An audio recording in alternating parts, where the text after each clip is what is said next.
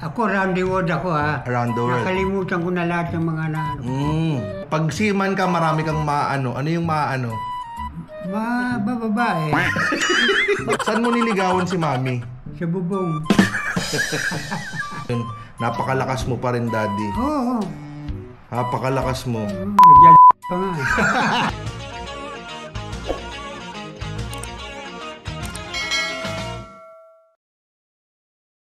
Hey you guys! Welcome again to my channel. Dave here again.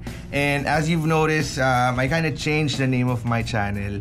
Sa mga matagal nang nandito at nanonood, yung mga unti-unti kong mga friends na nanonood, I changed the name of my channel from Dave Covers to Destination Dave. It started as a channel for my music. Ayan, yung mga nasa likod ginagamit ko dati. Pero I found myself just enjoying traveling a lot. So I changed the name of the channel to Destination Dave. For today's video, this is gonna be a different destination na pupuntahan natin. It's not really an actual place that we wanna go to. We wanna go ahead and travel back in time. For some of you who knows, my lolo is with me. Si lolo ko na 86 years old. He has dementia. And we notice na every time he sees himself sa mga video, he kinda enjoys doing it. And at the same time, I remember the movie 51st Date. I know a lot of you have seen that movie. It's Drew Barrymore. Si Drew Barrymore, meron siyang sakit na memory loss. So nawawalan siya meron yata siyang parang amnesia. And then nagsimula yon nung nagkaroon siya ng accident. And then on that movie, nung kinasal sila ni Adam Sandler towards the end, he makes her watch a movie so that she can remember some of the memories, important core memories that she has to remember for the whole day, because pag natulog na siya, makakalimutan. I thought of making this video so that Daddy can preserve, Daddy, as what I call him, Lolo is Daddy is my Lolo. So we could try to preserve some of his memories na natitira, and then kung ano yung mga umpisa natin sa kung ano yung mga natatandaan niya, and then kung ano yung mga hindi niya na natatandaan. So let's talk to Daddy and see kung ano yung mga bagay na pwede natin ipaalala sa kanya. And I hope, Daddy, as you're watching this one, I hope you enjoy this video that I made for you. Along with you both. Just a little backstory. Dad is a seaman of 30 years, and ngayon medyo hirap siyang, napansin namin medyo hirap siyang sa pandinig. So, halika, Daddy! Oh, Daddy! Umpisa natin. Naalala mo pa, ilang taon ka na, Daddy? 1,002. Oh, 1,002. Bakit 1,002? Bakit 1,002? Si Daddy 86 lang. 86 ka lang, Daddy. Alala mo pangalan ng asawa mo, Daddy? Ano ba pangalan ko? Pangalan ng asawa mo? Ewan ko, nakalimutan ko. Asawa mo? Nakalimutan ko nga Rosario. Rosario. Oh. Bumanglag, Santana. Oh! Naalala pa. Ano siya? At sa Chicago, pabalik na rin naman, Daddy. Pabalik. Malapit na, in 2 weeks. 2 weeks, nagpapacheck up lang. Anong pangalan ng kapatid mo, Daddy? Paris. Paris. Alam mo nangyari kay Lolo Paris recently. Ano nangyari sa kanya? Oh, medyo nakalimutan mo, ilang linggo lang. Ano? Namatay si Lolo Paris. Namatay na? Oo. Ilang beses ka din nung nagpunta. Ano? Ilang beses kang dumalaw doon. Oo. Oo. Okay lang yun, Daddy, kasi nasa maayos naman na siya nakalagayan, no? Anong trabaho mo dati, Daddy? Ako? Oo. Nakakabit ako ng, nag-install ako ng tawag dito. Alin? Tiles. Tiles? Oh. Tiles na plastic ba yun? Yung plastic na tiles. Di ba nagbarko ka dati? Ha? Nagbarko ka? Oo. Oh, gaano ka katagal nagbarko? Tagal, no? Matagal ka nagbarko? Oo, matagal ako. Ilan taon, Daddy? Ewan ko, nakalimutan ko, pero ano lang, paliwanag naman ako, boatswain lang ako. Boatswain? Ano yung ginagawa ng boatswain, Daddy? Nagtuturo lang ng trabaho. Ikaw yung nag-uutos sa mga tao. Oh, may mga naalala kang bansa na napuntahan mo? May mga naalala kang bansa na napuntahan mo? Nakalimutan ko na. Marami nakalimutan mo. Ano bansa? Japan. Japan. Palagi. Palagi sa Japan. Ano pang bansa dati? Wala na. Sa States, nagpupunta kayo? Alin? Sa States? Oo, madalas naman. Madalas. Ano naman, Daddy? Mga pangalan ng anak mo. Naalala mo? 5 sila. Nakalimutan ko pala. Tagal namin hindi nakikita Sige. Ang panganay si Eric. Kapatid ko yun. Hindi. Panganay mo yun si Eric. Tito Eric. Panganay mo yun. Paano panganay? Kapatid ko. Matanda sa akin yun Ang panganay... Pagbihira ka naman. Tinatalabutan. Sasagutin kita. Hindi. Si Paris, kapatid ko. Hindi, si Paris. Hindi. Sabi ko si Eric. Si Eric. Oo, panganay mo yun.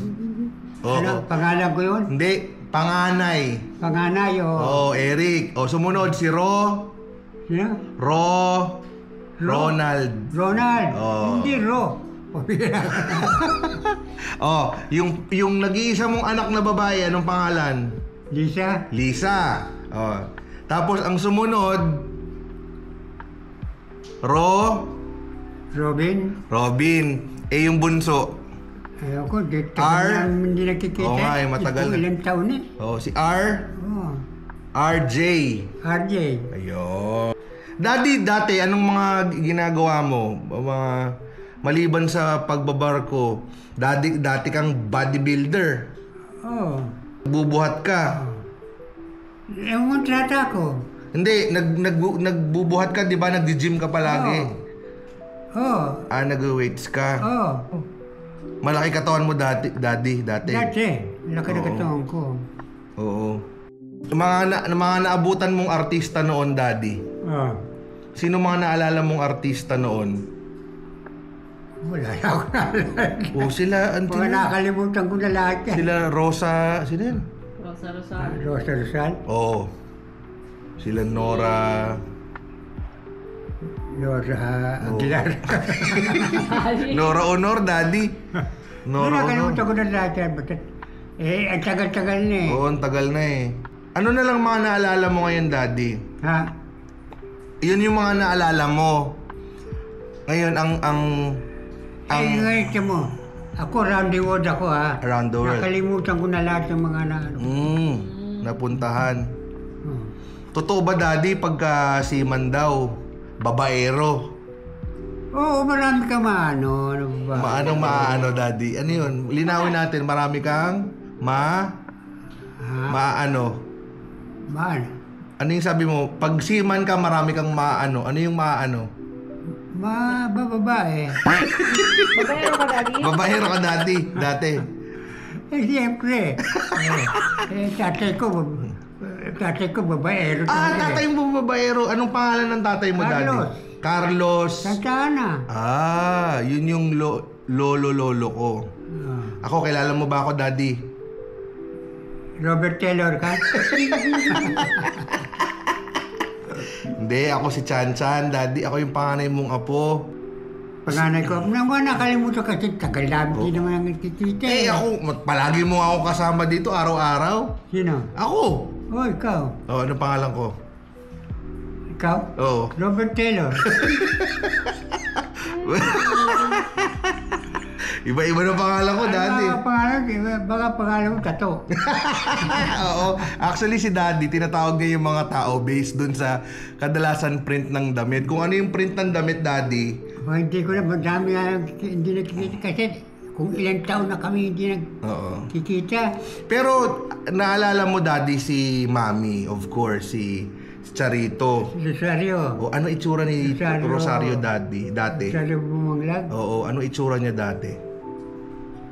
Naalala mo? Nasaan na siya? Nasa States nga, pabalik na rin naman. Nasaan nga? Nagpapa-check up sa Chicago. Saan babalik dito? Opo, babalik din yun. Ganda ako babalik siya dito. Babalik yun, syempre. Yun nga, Daddy, tanong ko, anong itsura Kailan na balik niya? Kailan na balik? In 2 weeks. 2 weeks lang? 2 weeks lang, malapit na din naman, Daddy. Dito, opo, dito tutuloy. Yun nga tinatanong ko, Daddy, ano itsura ni Mami dati? Ano itsura ni Mami? Maganda. Naalala mo ba nung nililigawan mo siya, no? Hindi ko maliligawan yun kung hindi maganda eh. Niligawan mo si Mami? Oo. Saan mo niligawan si Mami? Sa bubong. Daddy. Hindi. Hindi ko natanda. Matagal na. Sa bagay, hindi matanda, matagal na. Saan kayo nakatira, Daddy, dati? Saan mo naalala noon saan kayo nakatira? Kami? Saan ako nakatira? Sampalok. Sa Sampalok? Sampalok, Manila. Oo, Sampalok. Pero, ang pamilya niya din talaga, Daddy, taga Laguna din, Pansol. Pansol, natira diba? ako sa Pansol. Natira ka sa Pansol, oo. Daddy, doon sa mga nanonood sa atin, sa mga bata, anong mapapayo mo? Anong mapapayo mo sa mga bata? Masasabi? Oo, sa mga bata ngayon na pagtatanda. Okay lang. Ang ganda na message mo, Daddy. Okay lang. Hindi, anong masasabi mo pag habang bata pa sila, anong dapat nilang gawin bago sila tumanda? Tumanda? Oo, bago sila tumanda. Hindi naman kami masyado nagkasama dahil siman ako. Lagi akong wala sa taunan. Kung alam mo naman ang kontrata sa barko, taunan. Sa bagay. Pag ito, araw-araw mong papanoorin para medyo may ibang naaalala ka. Kasi nagkaroon ka ng sakit na tinatawag na demensya.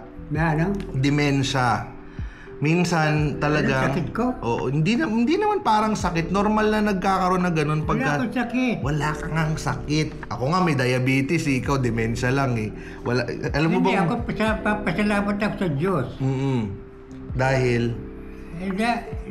Hindi ako nagkasakit. Oo nga, Daddy. Pasalamat nga sa Diyos naman. Talagang hanggang ngayon, napakalakas mo pa rin, Daddy. Oo. Napakalakas mo. Nagyayakol pa nga.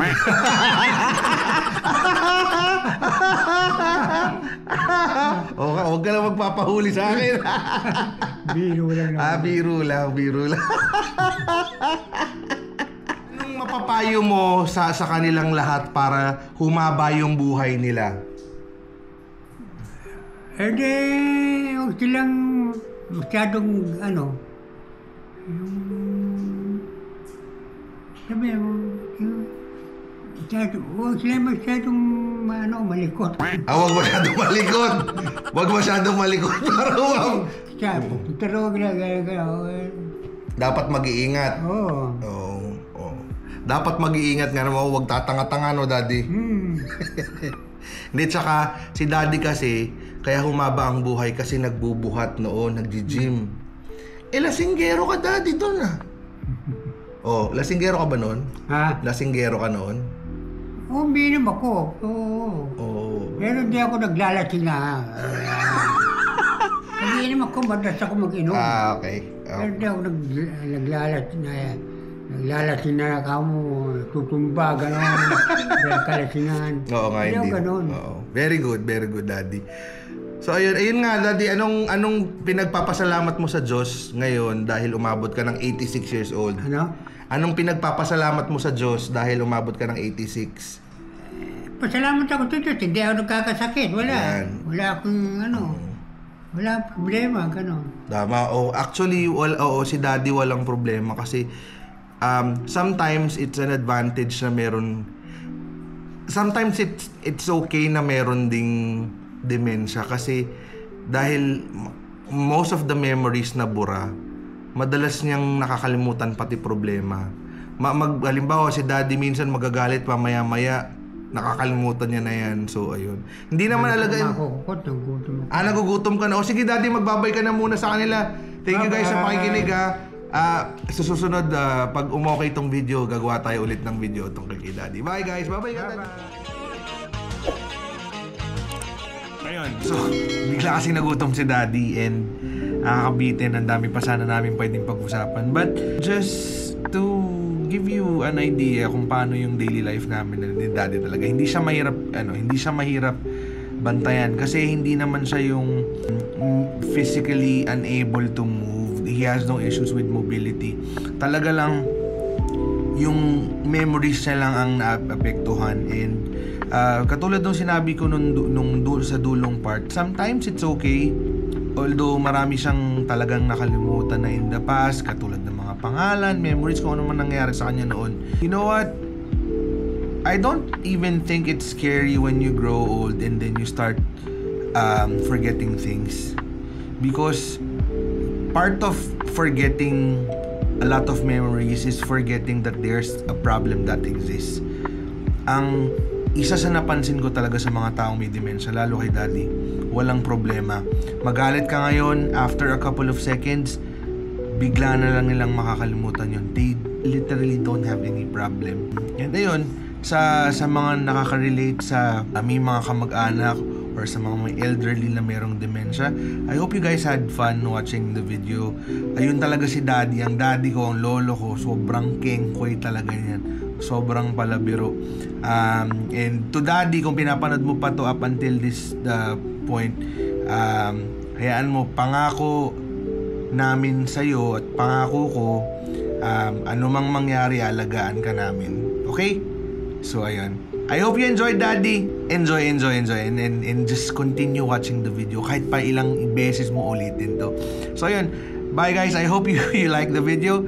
Subscribe to my channel. Thanks and have a great day.